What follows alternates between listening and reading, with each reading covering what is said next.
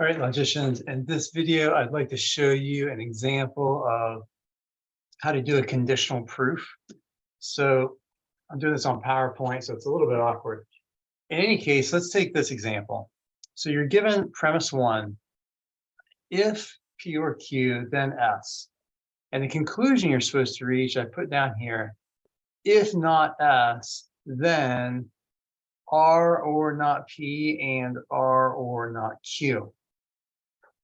Now, what leads me to think that this is a good place for me to use a conditional proof? Well, here's why. Because I see down here in the conclusion an R, and there's no R up here in the premise. Now, there's more than one way to introduce a new simple statement into a proof. You could use addition and so forth. But what this initially makes me think is that I'm not going to be able to do this in some easy way other than conditional proof. That might be the simplest way to get this line. And also the conclusion I'm getting here is a conditional statement. So it really lends itself to getting it by conditional proof. All right. So here's how I'm going to set up my conditional proof. When you set up a conditional proof, the line that you have here, the justification is assumption CP. So what you're always going to do for this is make the assumption line the antecedent of the conditional that you're trying to reach down here in the conclusion. In this case, it's not S. So the not S, which goes before the horseshoe, that's going to be the assumption. The conclusion I'm eventually going to reach at the end of the conditional proof is the consequent of the conditional conclusion that I'm trying to generate. All right. So that's what my goal is going to be in red. And then the justification for the final conditional conclusion here is going to be lines 2 through whatever line this ends up being. I'm leaving a blank spot here, CP for conditional proof. Now, when you're working these out, as your book told you, really the way that you want to symbolize that you're doing the assumption of a conditional proof is you would indent what I've got in red here, and you would put a line and then a line that goes down the side, excuse me. And that shows, look, we're within the assumption of the conditional proof. It's actually important to remember which lines are operating under the assumption of the conditional proof, because you play by different rules. So I don't have the ability to conveniently do an indentation and do that line on PowerPoint. So I'm doing the conditional proof section in reds that you know, okay, this is the area where I'm operating under the assumption of the conditional proof, assuming not S. So that's the basic setup. If I can connect these dots, then I've got my proof. So here's my next move. I'm looking at this next conclusion here, the final conclusion of my conditional proof, and I'm asking myself, how am I going to come up with this? Where am I going to get this from? And as I look at it, I see R or not P and R or not Q. Now, if you know your replacement rules really well, you'll know that there's a rule that you can use to get that conclusion. So think about that for a second. Here's another thing you might think about. You might actually go up here and start thinking about this side a little bit. You might say, look, I've got if P or Q, then S, but not S, what conclusion can you draw? Okay, so you can think about this from both sides, but let me start by working from the bottom up, because that's really the best strategy. So again, what replacement rule will get you this conclusion? Has it come to you yet? That's right. The answer is distribution.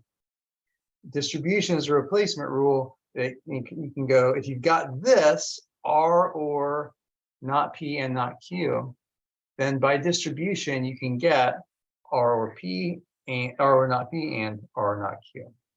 Okay, so now we're at this stage. Let's say I can get to R or not P and not Q. Now, how would I get that? What rule could give me this? Well, again, if you know your replacement rules, you should be seeing some obvious moves that you can make. And if you know your replacement rule, what will get you this kind of conclusion? Focus on this part of it. Is it coming to you? It's De Morgan's. Okay. By De Morgan's, you could get that from this kind of premise. If you've got R or not P or Q, then by De Morgan's, you can get this. Okay, now look where we're at right now. We've got R or not P or Q. Remember how I told you to be thinking about what's going on up here for a second? Now, what could you get from these two premises? Now, think about an implication rule, which you've known for a long time. That's right. You could apply modus tollens, right, to the lines 1 and 2, and that would give you what? It would give you not P or Q, just like that. Okay. Now you're in business because you see how these dots are connecting. Now all you got to do is think, how do I get from not P or Q to R or not P or Q? How are you going to connect those dots? Well, the magic piece that you need is, where am I going to get that R from? Where's it going to come from? Good news, you know a rule, one of your early implication rules, that can give you new simple statements that don't appear anywhere else in your premises yet. Remember what that rule is? That's right. That rule is addition. But you can't do addition yet. I mean, you could do it from this side and you get not P or Q. But I'm going to set it up slightly differently here. Oh, no, I'm not. That's exactly what I'm going to do. So what you're going to do is you're going to do not P or Q by addition. And now you're in business, because by commutation, you can just flip this around. Commutation, remember, is the rule that tells you when you have a disjunction or a conjunction, you can flip the order. Okay, so by addition, we just added the R on here. By commutation, we flip the order. And guess what? We've connected all of our dots. We're good. Now all we got to do is fill in the numbering. And here's our final product. So here's what we did. We had a conditional conclusion we were trying to reach. We said, let's assume that we've got the antecedent and we'll figure out how we can get to the consequent. And we did that. We said, you know, we've got not us, modus tollens, addition, commutation, De Morgan's, distribution. There we are, bingo. And then we discharge that whole conditional proof. We're outside of our indentation now, and there, that's our conclusion. So that's how we do it. Now, the only new piece here, I mean, all the other moves and rules that you learned are old implication and replacement rules, except for the assumption and the discharge of the conditional proof. That's the only new piece. Everything else is just old strategies. So hopefully that makes sense.